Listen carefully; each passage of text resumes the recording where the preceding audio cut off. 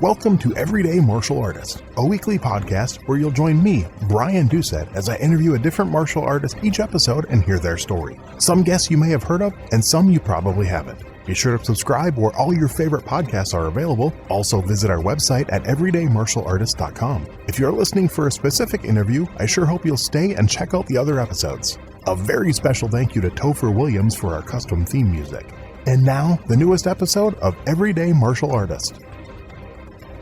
Everyday Martial Artist is brought to you by KOOnline.com for all your martial arts needs. Sparring and safety gear, rank belts, uniforms, weapons, patches, and more. Wholesale supplies made by martial artists for martial artists. Visit us today at ko-online.com. You know, one question I ask every guest on Everyday Martial Artist is about their favorite martial arts book. And there's never been one quite like Martial Theory by Steve Perlman, described as the art of war for the martial arts. Martial Theory helps any martial artist or instructor take their understanding and teaching to the next level. And at martialtheoryU.com, you'll find a global community with instructor groups, Q&A with Steve, live events, and demonstrations to help you apply martial theory directly to your training. It's not just a book, it's a movement. Find Martial Theory on Amazon, and when you join martialtheoryU.com, use discount code EverydayMA for 20% off. That's under $20 a month for life. That's martialtheoryU.com, code EverydayMA. Hello and welcome to Everyday Martial Artist. I'm your host, Brian Doucette, and as we do every week, we're joined by a brand new guest talking about their life and their journey throughout the world of martial arts. My guest today is a lifelong martial artist, instructor, and historian who's dedicated his life to preserving one of the most important lineages in martial arts history. He's the son of James Yimm Lee, a highly respected martial artist, author, and close friend and training partner of Bruce Lee, and grew up immersed in the Oakland martial arts scene during Bruce Lee's formative years in America. Through personal experience, firsthand stories, and decades of practice, he offers a rare and authentic perspective on Wing Chun, early Jun Fan Gung Fu, and the evolution of the ideas that would later become Jeet Kune Do. As a teacher, speaker, and co-author of The Dragon and the Tiger, he continues to share lessons, history, and philosophy passed down from his father and Bruce Lee, ensuring that this influential chapter of martial arts history is accurately remembered and preserved. Please welcome my guest today, Mr. Greglon Lee. How you doing today, sir? Not bad. The weather's finally got quite a bit warmer here in Berkeley. Well, we're in a blizzard in Minnesota right now, so they closed schools today and everything, so I'd rather be in Berkeley. Okay. I have extra room. You're welcome to come by. Hey, I'd love to. I've actually never been to I lived in Southern California for a year, but I've never been to Northern California. So I definitely want to get out there and visit at some point.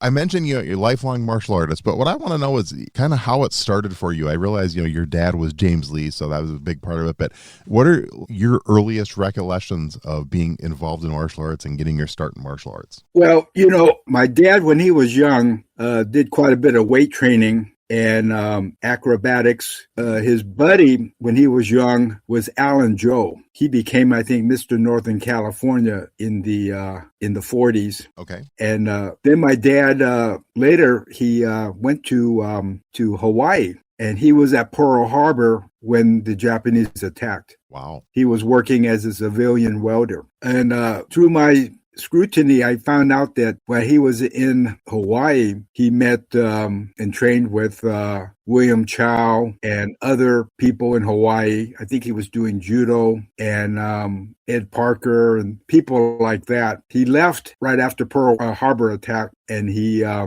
volunteered for the Army. Okay. And they sent him to the Philippines. I think within about 6 months, he contracted malaria and got a medical discharge. Mm-hmm. And he came back, and he was doing different forms of Kung Fu karate.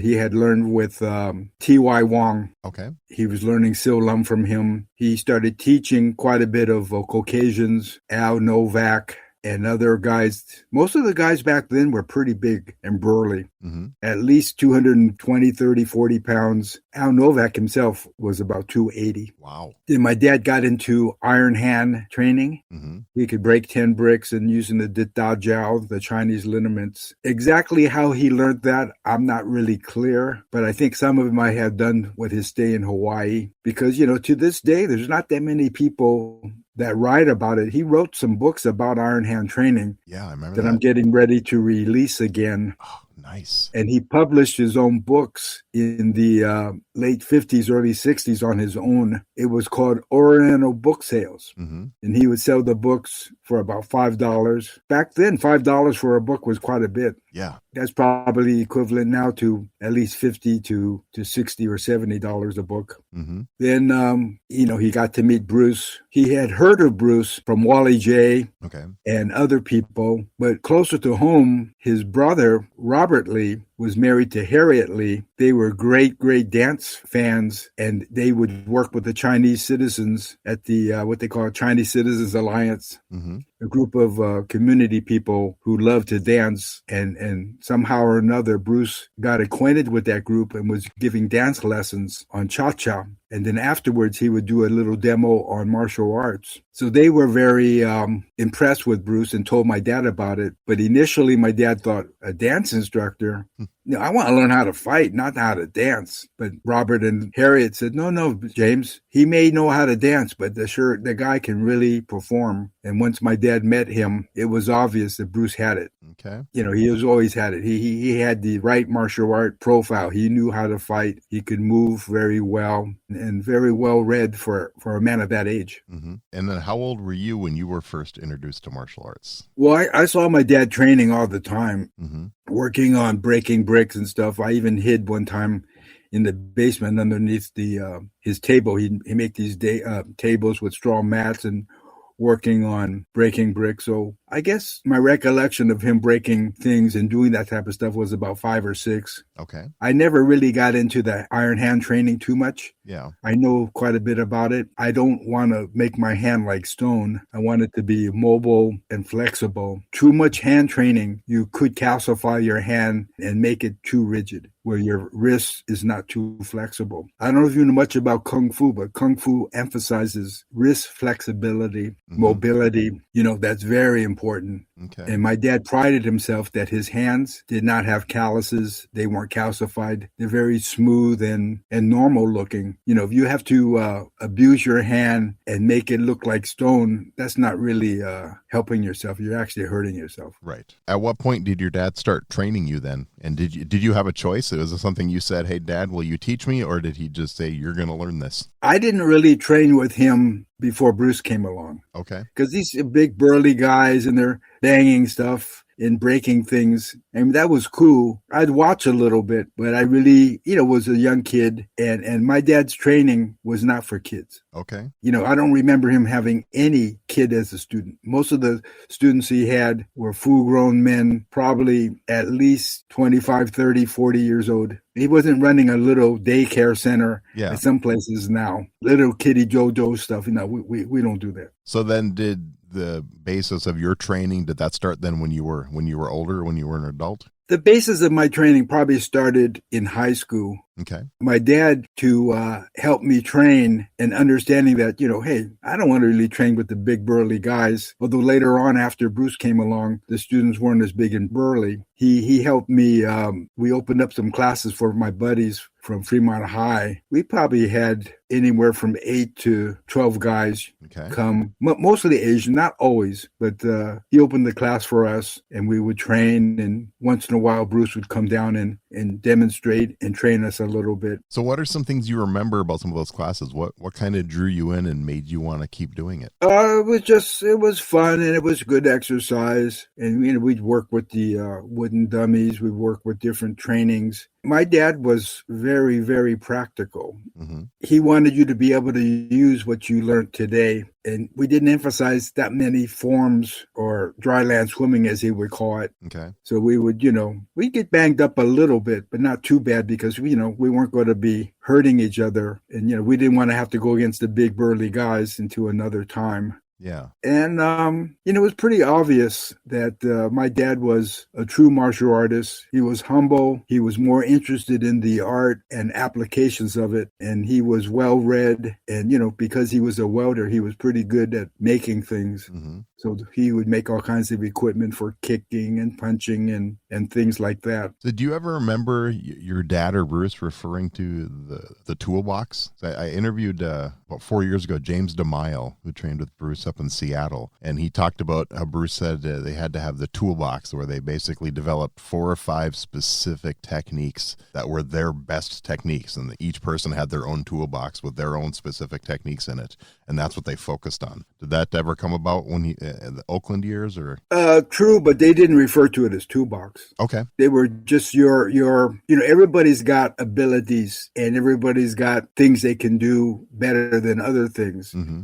Just like basketball, you might be the point guard, you might be the power forward, you might be the center. So, in a sense, you do have to find yourself and know what you need to work on. Although everybody should work on the basics. Yes. Which most people have no idea what the basics are, especially with Wing Chun. Mm-hmm. The key with Wing Chun is to know your center, be grounded, to project your center, to attack your opponent's center, to make things simple and direct, yet be able to do it without using a bunch of force, use your opponent's force against them, and minimize. Kind of like Bruce would say, sculpturing, where you take away and refine instead of adding on clay. Okay. Sculpture, you have to take away. A potter adds clay. And sometimes they take away too, but you're adding. And sculpturing, I think, is much harder because, once you take away, that thing ain't there no more. Right. That piece of rock or granite isn't there anymore. And I know you mentioned your dad. He knew Ed Parker, and if I remember correctly, I read that he's the one who introduced Bruce to Ed Parker. So,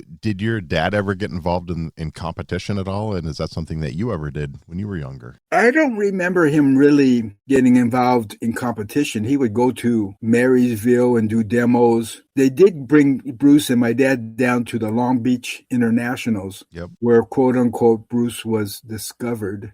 I do have some footage of the 8mm original. Some friends gave it to us, and I have another friend's buddy that has some. So we're debating about if it's still usable. Because, some of that old film after 60 years, I don't know the quality of it because of the nitrate in it. Yeah. But Cool in any event, my dad was more practical in seeing what works or doesn't work. I mean, let's be honest. Fighting is not half as difficult as people make it seem to be. Either the guy can land or he can't. So he's got to have some reach, hand speed, but you got to know, as we would call it, bridging the gap, which is what Bruce worked on tremendously after the Wang Jokman fight. Yep. Because before that, in Wing Chun, they don't really concentrate on bridging the gap that much. And Bruce was okay, but he learned to get much better at bridging the gap using the right hand forward lead for right-handed people, which is kind of a lost art. Most people's jab is just a hand punch. Yeah. But in Bruce's and the Wing Chun and JKD that he developed, it is no longer a jab. It's a long-distance inch punch. The mechanics of the inch punch are incorporated within the JKD lead punch, where we're using the rear hip as we come in. Okay. We're using body mass, body momentum, and flexion of the wrist to transfer force. We're getting torque and a lot of good mechanics. I went to Cal, so I majored in engineering and math, so I know a little bit about physics. Okay.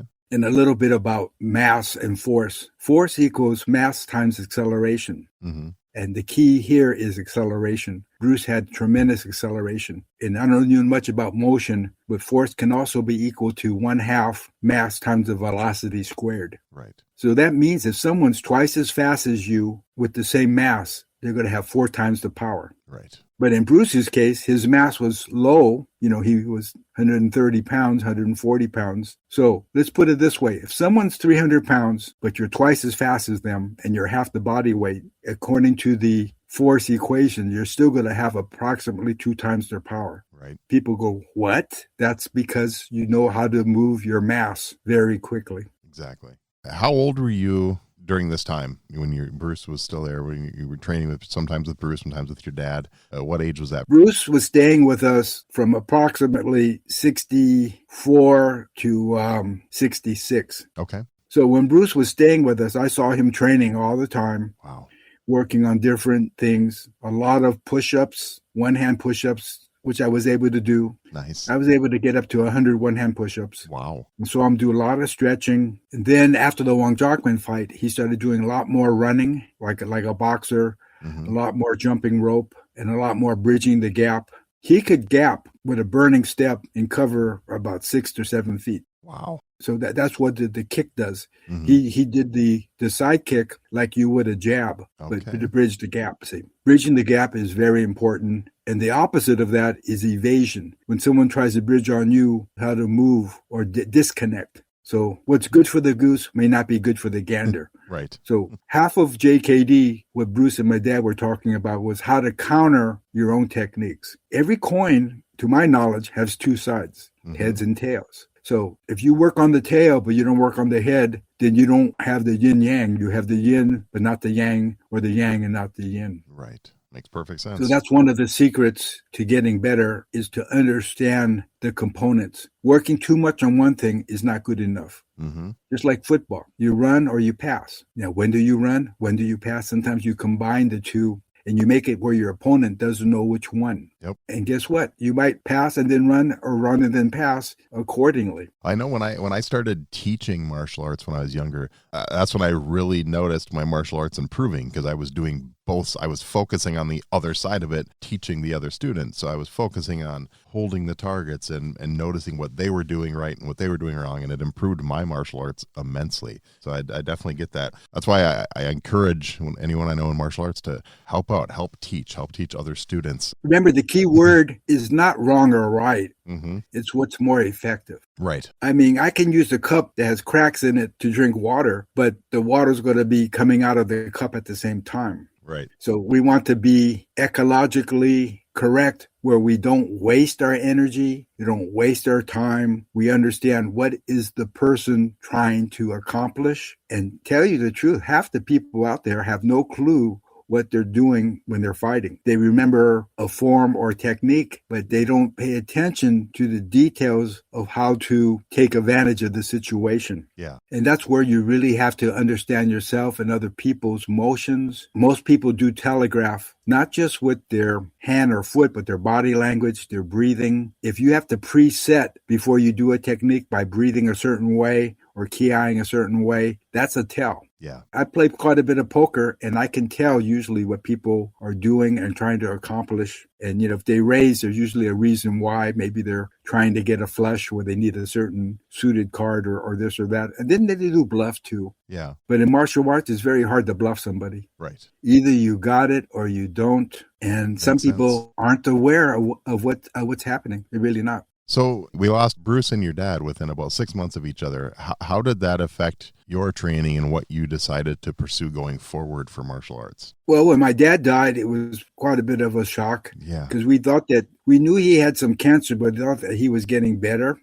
But, the show that my dad was a true trooper and really wanted to help Bruce with his development. After, when my dad had died, before that for probably a year or a year and a half, Bruce had kept asking him to come to Hong Kong. In fact, I think he sent tickets via Ted Wong or other people or Bob Baker to come and be in the movies. Okay. And they had a little joke going, well, I can play the bartender. Because, my dad used to like to drink, not a lot, but he did drink a little bit of beer and brandy. And he even trained some people when they were drunk, because that's going to happen, Yeah. But most of the people associated with Bruce and my dad, when my dad died, it was a pretty big blow. So in any event, actually, there was a triple blow. Okay. Sure, my dad died. Bruce died approximately 9 months later, 7 months later, because my dad died in the end of December and Bruce died at the end of July. Yeah. But guess who else died before my dad, almost the same time frame? I don't remember. That's Yip Man. Oh, that's right. That's right. Yep. So, the big three, and most of the people were scattered, because nobody had complete training. We had partial training, and everybody knew Bruce had it. My dad had it. But, everybody thinks in their mind, well, I got time to catch up to do this or that. Right. But old Father Time said, nope, we need these people elsewhere. So luckily, a few years later, I started training with some of my dad's students, especially Felix Macias. And he helped me quite a bit because, unless you're training and really putting, really trying to improve, it ain't going to happen unless you work at it. Right. And it takes hard work to find out why it works, why it doesn't work. And the more different people you work with is very important. So you can recognize techniques, that's why MMA, when the Gracies first came out, most people didn't know much about grappling. Right. And they didn't know how to counter, It's different. And somebody's going to say, well, I know what to do. Do you? Have you experienced it? If you haven't experienced it, you might not know because it's different. Right. It's finer key points and counters, and there are certain points of no return. So I think it was going to happen sooner or later that people would go to MMA and where everything goes. Because in reality, true fighting is not competition. Anything goes. Yeah, no rules. And there really are no rules except the rules of physics, the rules of anatomy, and such. Yeah. You know, people equate martial arts to like playing chess. And that's true partly. Yeah. You know, chess has rules. You move, I move, vice versa. In true life, while you're moving, I can move anytime I want, in any way I want. So, you know, it's kind of like fast chess. And that's why I realize JKD is really decision making. Okay. Decision making. That's really it is. Decision making of what to do and what not to do. Do I intercept? Do I not? What is the safe zone? What is not? You know, what am I trying to accomplish? In football, it's a touchdown or a field goal or make the guy not score. Yeah. In fighting, it's probably disabling the person or making sure he doesn't disable you. Or better yet, don't get hit, but either hit or kick or grapple or whatever. And to do it in a effective manner with as little force as possible. Okay. I like that. So then throughout like the 70s and 80s, did you train primarily with your father's students? Did you seek out other instructors? Kind of what was going on then? I trained mainly with my dad's students. And then through the years, I've been able to meet hundreds of teachers.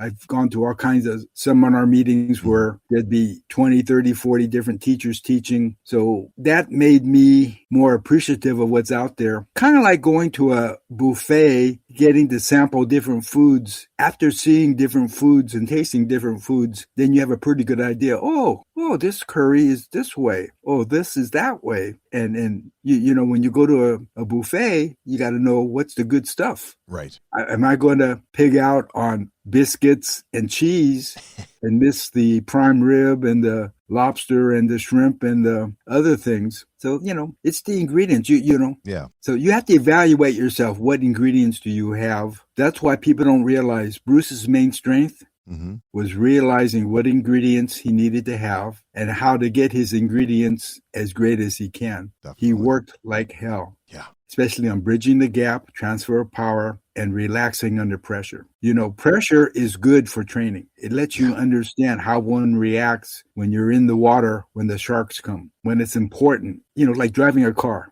Driving a car on the freeway with no other cars ain't that hard. Yeah. Driving through an intersection where people aren't following the traffic rules is a whole different matter. Definitely. And just like fighting, you've got brakes, acceleration, and movement. So either do I stop? Do I go forward? Do I know how to angle? Do I know how to pivot? Do I move around a person? That would be Bagua technique. Do I move them around me? That's a Tai Chi technique. Do I know how to ground his energy and disarm him 90 degrees to his point of force? I've learned a lot from watching, believe it or not, sumo wrestling. People think sumo wrestlers are just a bunch of fat slobs. No, they're not. They know how to control the center of gravity. They know how to change technique, and they can really project their Tantien, their center of gravity, in ways that most people could never believe. Yeah, those guys are athletes. I know.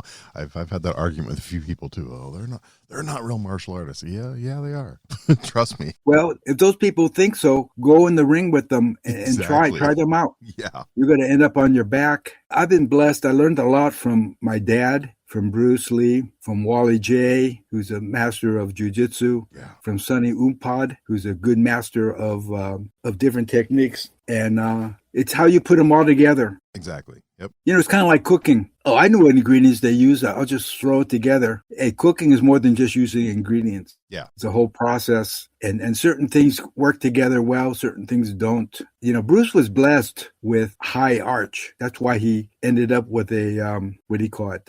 He went to the draft board, believe it or not. Yep. He and a fellow football player up in, I think they were in Washington at the time, Seattle, and they were both declared 4F. I think the football guy had a bad knee once in a while, and Bruce had high arch and bad eyesight. Okay. So when did you start teaching? That's a good question. I probably started teaching in the late 70s because, you know, when you train, you need partners. Yep. And you need everybody to be on the same page with a little bit of cooperation, but a lot of innovation so that you can kind of mimic reality. Mm-hmm. So it's almost a godsend that by teaching you learn, and by learning you teach. If you're learning, you should be teaching, and if you're teaching, you should be learning. There's the yin yang again. Yeah. And you know, different sizes, different shapes, different abilities, and the key is to really work things out. A little bit of sparring with gloves on and ring is okay. None of that. If you don't ever do that, you'll be a little bit surprised. Fighting without gloves is different.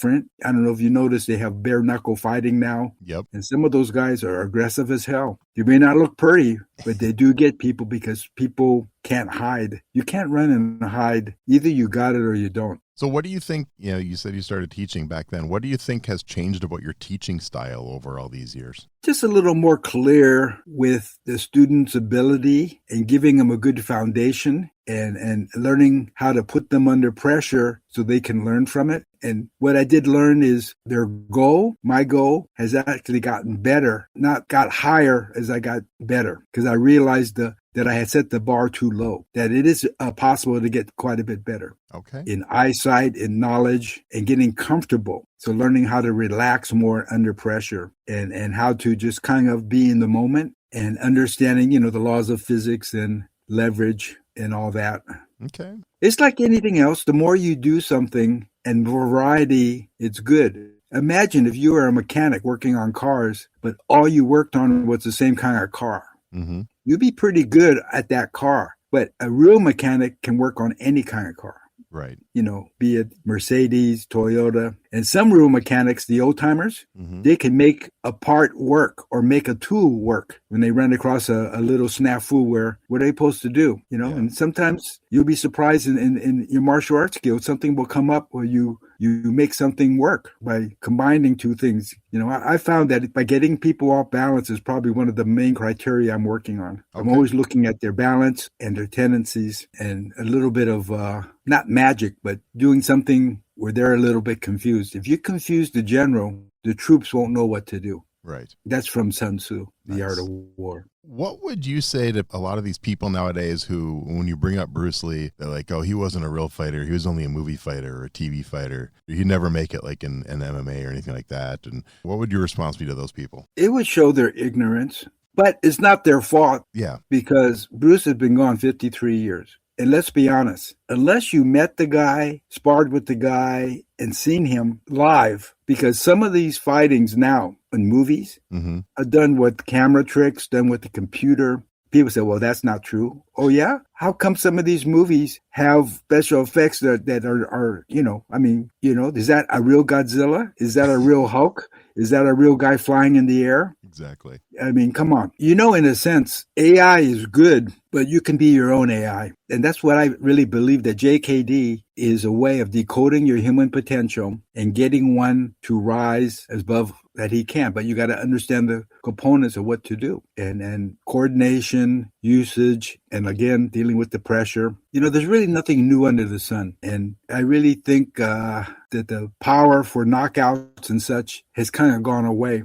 Tyson is one of the greatest knockout artists of all time. Yeah. In fact, one of my buddies knows him quite well and asked him to spar in private, but it didn't happen. Wow. But Mike, when he hit you, he really hit you. Yeah. And sure, you know, you got meridians in the body and pressure points, and there are ways to dismantle a body much easier than you think. And people go, what are you talking about? Well, let me ask you this. Have you ever seen in Vegas when they get rid of an old casino, they will place bombs and different substances in certain key areas. And when they pull the switch, that whole thing implodes very quickly. Yep. Because they know the structure analysis and they understand the key points. And what are the key points on the body? Mainly where the joints are. The knee, the shoulder, the elbow. In Wing Chun, we have the immovable elbow. What speed do you want with your hand? The wrist speed. What do you want with your ankle? Mobility, being able to move any direction at any given time. So the joints do follow each other. The elbows and knees are very similar. The shoulder and hip is very similar. The wrist and ankle is very similar. Okay. So what led to you wanting to start writing? Is it 3 books you've written with Sid Campbell? I found 3 so far. Is that, or is there more? Yeah, there's Dragon and Tiger 1 and 2, which is just basically kind of a biography of Bruce and my dad. Mm-hmm. And then there's remembering the master. Yep. That really was just getting people that knew Bruce and my dad to write about it. Nice. Because there's nothing more important than eyewitnesses. Yeah. Hearsay is not reliable and is not used in a court of law. Mm-hmm. They want the eyewitness, the horse's mouth. Yeah. They want directly to that situation. And even eyewitness sometimes are wrong. It depends on that is true. Perspective. But eyewitness is a lot better than no witness. Mm-hmm. And, it's important. Are either of these 3 books, are these still in print? Because I'm only finding used ones when I search. I bought back my rights to them. Okay. I'm getting ready to republish them. Awesome. And hopefully I'll write a thorough explanation of my understanding of JKD and Wing Chun and martial arts. Wonderful. Using science and philosophy and a real deep understanding, to give a good foundation. Mm-hmm. Because the main key here, everything is interrelated. To get proper leverage ain't hard, but you got to understand, what are you doing? Yeah. Are you going to use a box end wrench or a ratchet? To get proper leverage, that's where a jack or a pulley comes in, So there are certain ways that some people understand and a lot of people don't. So remember, there's no magic. There's no fast food kung fu where automatically you become Superman. It doesn't happen. Right. It takes hard work, Yeah. Oh, definitely. So over all your years of martial arts, through with your dad, with Bruce Lee, with everyone you trained with, is there one philosophy for you that is just really important? It's at the top of your list? It's just try to find yourself so that you can help others and help people find themselves and realize our limitations. Okay. I was asked recently, I became good friends with a lot of people. I've been lucky. I probably did get to know, I would say, majority of Bruce's students, and from Herb Jackson, Ted Wong. I went down and studied with them in the late '80s. To Bob Bremer. I know Dan Inosanto and Richard Bastille. Okay. And Steve Golden and various others. And the main key, I think, is just being able to share. I think the word teaching is not the proper word. Okay. I think it's just more sharing experience and learning to be humble and helpful, because to be combative with everybody all the time ain't the answer. Right. Sometimes a little bit of diplomacy is important. And even as they say in Tai Chi, some people are able to stop somebody without hurting them. Mm-hmm. To stop somebody trying to hurt you without hurting them, you better know what the heck you're doing. Yeah. You better go to a much higher level, because the world's full of too much people blaming each other and causing problems. Let's try to solve problems. And, Rodney King was smarter than people thought. What did he say? Can't we just get along? Yep. And that, that's important, Yeah. People have been fighting since Cain and Abel. That's the 2 sons of Adam. Mm-hmm. Have you done much weapons training over the years? And if so, do you have a favorite weapon to train with? Not too much, but I've had a lot of friends that were escrimadores, okay. Kali. And I think the most useful weapon is probably a eskrima stick. Okay. And a bow staff. Mm-hmm. And, I think in terms of swordsmanship, definitely fencing or a foil is so quick, Right. I think a nunchaku looks nice and fancy, but I think practicality is not that practical. Right. So they're fun. Somebody saw the animation of Bruce playing ping pong with a nunchaku. Yeah. I tried to explain to the person, if they knew anything about nunchakus and ping pong, you might hit the ball once, but after that, because of the timing of the nunchuck coming back and all that, it's not going to be practical. Right. You'll be more practical just holding a stick and using that, because then you can activate it any time instead of waiting for it to recover. Yeah. And it's funny that people thought that was a real video. That was hilarious. Yeah, that just shows that they didn't understand. Animation can fool people. Yeah. Oh, definitely. And with AI, it's getting worse and worse, unfortunately. So yeah. How about a worst martial arts related injury? Have you had any bad injuries over the years, or you've been pretty lucky? Most of my injuries had nothing to do with martial arts. Okay, same with me. I'm the same. Lifting something heavy or banging into something or slipping on the step. I've seen people, hurt a knee or people, get an eye poke or something. Because, it's true, when we do train, we should be mindful of that we are not supposed to be hurting each other. Right. Or cheap shotting each other. Safety is important. Yeah, safety. Earlier, you did mention MMA. So is that something, are you a fan of that? Do you enjoy watching it? It's okay, but some of it is not that practical when there's people for 5 minutes grappling and nothing else is going on and waiting for a guy to submit. I mean, you know what I'm trying to say? Yeah. But some other guys have some very good, effective techniques. Other ones are trying to force a technique. Mm-hmm. And I think ultimately, as they keep working on it, people will learn. The grapplers will become better at punching and kicking. The kickers and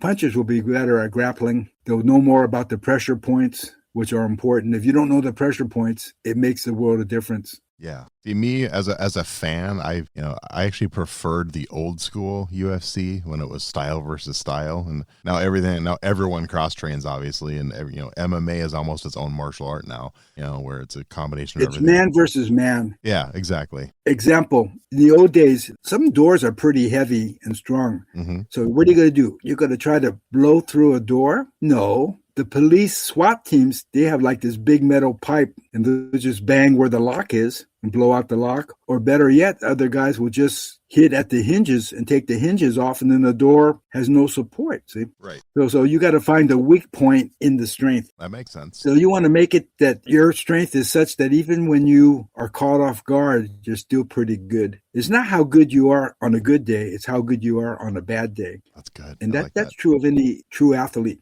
Yeah. There are some that did really well, even when they had the flu or a cold. They just rose to the occasion and let their natural ability take over. Yep. I think one of the most famous ones for that is Michael Jordan. I remember the flu game when he had the flu and still went out and played and scored 63 points or whatever it was. So, and there was another guy, I forgot, he was a Knicks player. Mm-hmm.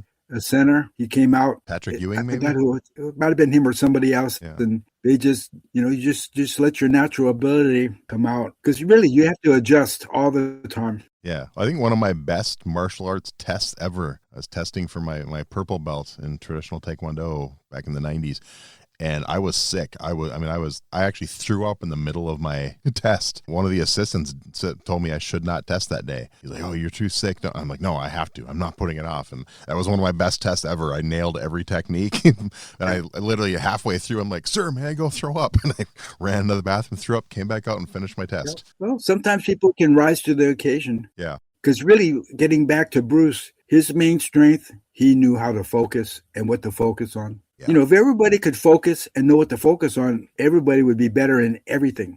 But most people get distracted. They make excuses. They get lazy. And some people focus on the wrong things. Yeah. Nowadays, it's so easy. There's so much stuff going on. It's just so easy to lose focus for people, even compared to 20 years ago. There's too many things going on. And I discovered through training that learning how to activate the left brain and right brain makes the world of difference on how to relax. Nice. So I'm learning more about psychology and how the body works and reading body language and such. Mm-hmm. How often do you still get to work out on martial arts? Do you a couple times a week? I haven't worked out as much as I should, but I haven't lost much. Okay. Because if you got the core correct, it makes the world of difference. And, it's kind of nice to help people and get them to a higher level. Yeah. So are you still doing seminars and stuff? A little bit. Okay. The main key is that person has to learn to do it themselves. Right. They might get some coaching, but the bottom line is they have to have that drive. Yeah. If you want to get to the higher ground, it's okay. If you don't want to get to the higher ground, that's okay. But as my dad would say, that's an amateur, which is okay. Yeah. All of us don't get a gold medal or the Olympics. True. And most people going to the Olympics, they really don't care about winning or losing. It's representing their country and the support they get, Yeah.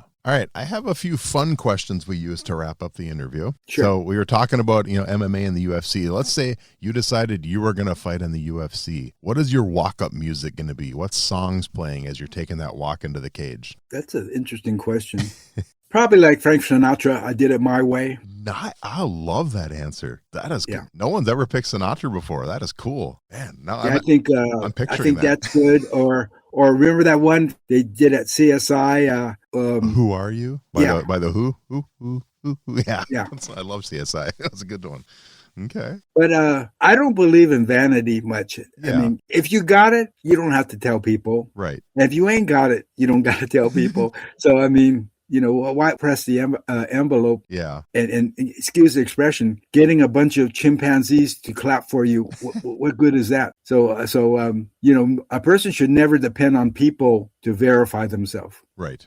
Self-awareness is very important. And Bruce used the word quiet awareness. Okay. You should always be aware around yourself and be true to yourself. And if you don't like what you're doing, then change it. Nice. It's actually kind of interesting when people get mad when people say things about them, especially if what they say is true. Hey, if it's true, you should have known that already. So why is it bothering you? I mean, it didn't cause it. You know what I mean? Yeah. So that's good. And, it's kind of like insurance companies now are getting pretty smart. They have what they call no-fault insurance. Yep. But the worst thing that can happen to people when they get in an accident is the guy that hit you or you hit them, you both had the same insurance company. Yep, that is true. So then you're caught in the middle, and the company's really not going to take care of you. They take care of themselves. Right. Unfortunately, ran into that situation, so I get that. All right. Who are 3, 4, 5 names you'd put on your personal Mount Rushmore of martial arts? Well, obviously, Bruce. Yep. Wally J. Nice. Probably Chen Yun Fu, the thing with the Tai Chi Grandmaster. Okay. Probably Wong Fei Hung, nice. Famous Kung Fu guy. Back then, supposedly, when they got challenged, they had to jump up on these platforms. They say they were 10 feet high, but I doubt it. They probably were 6 feet high. I mean, because, nobody humanly is going to be able to jump up 10 feet. Right. But I think the key here is people have to learn to be satisfied with themselves, know their limitations, and understand, well, I may not be as good as this or that, but I'm okay. Getting back to that, we were doing a seminar with Abe Santos and myself in Seattle, and, we were doing okay. We were doing quite well, and a guy got up and asked the question, Mr. Lee, you look like you got decent skill. How would you do against Bruce? So me and Abe kind of smiled and says, no chance. He's quicker than me. He's faster than me. He understands timing just as well or better than me. He's stronger. What am I going to get him on? It's like basketball. I'm going to go against Michael Jordan. You might score a few points, but deep down, the guy's got it. Yeah. But we understand that at any given time, anybody can beat somebody. You can get lucky with something. Yes, definitely. It's something of what we call the unknown. It's the small rocks that you will stumble over, not the big boulders. Yep. All right. Do you have obviously you can't pick like one of your own, but do you have a favorite martial arts book? Not really. Okay. I've seen all kinds out there. Yeah. And I would say I think it's good to look at them all and then pull out what you can do from it. And it's good to take your own notes about yourself, to evaluate yourself. And if you don't like what you see, make the renovation, make the correction. Nice. Put the time and effort and, understand the reality of what you are. Because, the problem is everybody wants to be somebody else. Yeah. And they don't want to be themselves. That's why acting is good and bad. Actors are taught to be somebody else. If you ask the actor, who are you? You'll be surprised because they realize they are not what they portray. That's an end result. That's not them. And good actors, every role they play is completely different. Yeah. All right. Well, speaking of actors, how about a favorite martial arts TV show? There ain't really been that many good TV shows. I kind of like the one with Samuel Hung. Oh, Martial Law. It wasn't bad. That was a great show, yeah. Kung Fu wasn't bad, but they got a little bit cheesy. Yeah. And the fighting wasn't that great because if you notice, they slowed things down. Yeah. The philosophy part was cool, but the fighting definitely wasn't. But it's okay. I mean, that's a good question. Did you ever watch any of the newer ones like Into the Badlands or Cobra Kai or any of those? Not really. Okay. Or Highlander back in the 90s. That was a good one. Not too much of that. But I thought that, it's okay. I mean, in the 40s and 50s, there was a lot of Wild Wild West. Yeah. Fast guns, and now you go to things. And the Warriors wasn't bad, what Shannon did. Yeah. Oh, that was a great show. I enjoyed that one a lot. All right. How about a favorite martial arts movie? I won't call it martial arts, but it had something to do with that. I did like The Matrix. A lot of people have picked that one, actually. Yeah, that's a really good one. Because I think it really get into the mental aspect. I mean, Ed and the Dragon's okay, but I don't watch it anymore. I prefer to watch Bruce in The Game of Death. Really? I learned a lot more about quick, rapid fire, abbreviated movements. Yeah. Because I believe in what we call JKD shorthand. I got a whole variety of how you can change your motion in the middle of the motion. Okay. So I've been playing around with the JKD shorthand and things like that. Nice. And sometimes you can learn from other things how to get better. Yeah. And it's, it's the mind game, which you're working on so that the mind can pick up and be one, and just relaxing, I think, is very important. Yeah. Okay. All right. This one doesn't have to be a martial arts movie. Any movie you've seen in your whole life, just a favorite movie fight scene. Is there just one fight scene that you really enjoy? I won't call it a fight scene, but it was a movie with Vin Diesel. Okay. I think it was the Riddicks of... Oh, Riddick. Yeah. It was where he told the guy in 8 seconds, I'm going to do blah, blah, blah, blah, blah. And everything he said did happen. Nice. He stopped the guy and he was able to ring the bell, turn the light on. It was a series of things that happened. There was another one, I think it was called Violet something. Is a gal, kind of a science fiction one, and she did some fantastic motions, Okay. And I kind of did like watching La Femme Nikita. Ah, yeah, that was a good show. Yeah. Yeah, I just think the way that they presented it was somewhat realistic. Yeah, agreed. No, that's some good stuff, definitely. Well, Greg, before I let you go, is there anything that we want to get out there last minute? And definitely when you get those books re-released, let me know. I will go back and add the links to the episode so people can order those when they come back out. But any last minute stuff we want to get out there before we wrap it up? Well, I'm in the process of trying to get a big website together. Cool. Where we give respect to students of Bruce and my dad, students of Taki, Kimura, the 4 pillars of JKD. Mm-hmm. Seattle with Taki, Oakland with my dad James, LA with Dan and Osanto, and then the last pillar with Ted Wong. Yeah. And, I was going to call it 4D JKD, and I was going to release a bunch of collectible stuff. I do have the original sign that Bruce made for the Jun Fan Gung Fu Institute. Jun Fan was Bruce's Chinese name. Yeah. His nickname was Lei Xiu Lung, which means Lee Little Dragon. Okay. And then there's various things I want to get out there to help people. And I am debating, I might be doing a little online training, but with groups of 3 to 4. I found by training a group of small people, they can get much better because they'll be able to work with each other, hold pads, and get different timings. Mm-hmm. One-on-one training is not as effective as you think. It's like playing basketball one-on-one. It's okay, but, how do you screen out? How do you understand the opening and get the proper assists, Definitely. Well, sir, this has been so cool. I love your story. I love the way you think and the way you talk about everything.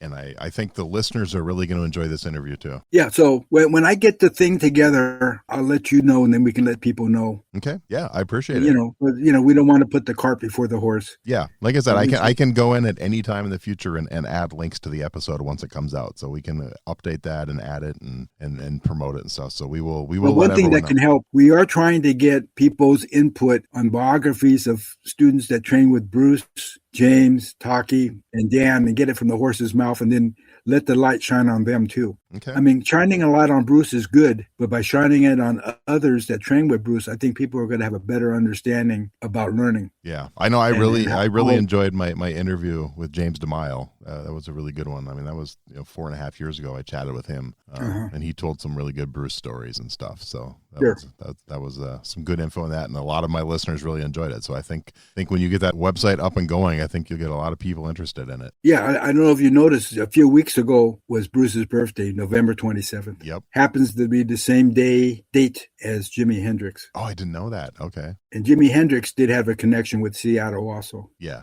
Okay, thanks again. Hey, thank you. And just so you know, your episode will come out January 29th. And I will. That's okay. I'll get a hold of you ahead of time, and it's okay. I'm not going to listen to it. That's okay. I know myself. I don't need to listen to myself. If you could send me a picture of yourself sometime before that, I just need one picture to add with the episode when it comes out. So we'll see if I can, or if not, you can look on the internet. You'll find some. Okay, cool. I will see what I can find. But yeah, if you have one you prefer to send it my way, but I truly appreciate your time. This has been such an honor, and I look forward to getting the episode for people to listen to. Yeah, just so people won't get confused, my name, Greglon, is a combination of Gregory Peck and Marlon Brando. Oh, very cool. Greg from Gregory, Lon from Marlon. Okay. So my joke is, thank God they didn't call me Marguerite. That's good. Okay, thanks again. Goodbye. Wrap up today's episode by taking your own training to the next level with Martial Theory by Steve Perlman, the book that's redefining martial arts thinking. Find Martial Theory on Amazon today. Join the worldwide movement at martialtheoryu.com, where you'll find Q&A sessions, live events, and direct guidance from Steve himself. Use code EverydayMA for 20% off for life. That's martialtheoryu.com, code EverydayMA. Thanks for listening to Everyday Martial Artist. We hope you will join us every week for a brand new episode with a different martial artist telling their story. If you enjoy the show, be sure to leave us a review. Also, be sure to check out our website at everydaymartialartist.com. There you can find all of our episodes and contact us to suggest guests and ask questions. Again, thanks for listening to Everyday Martial Artist, and we'll see you next week.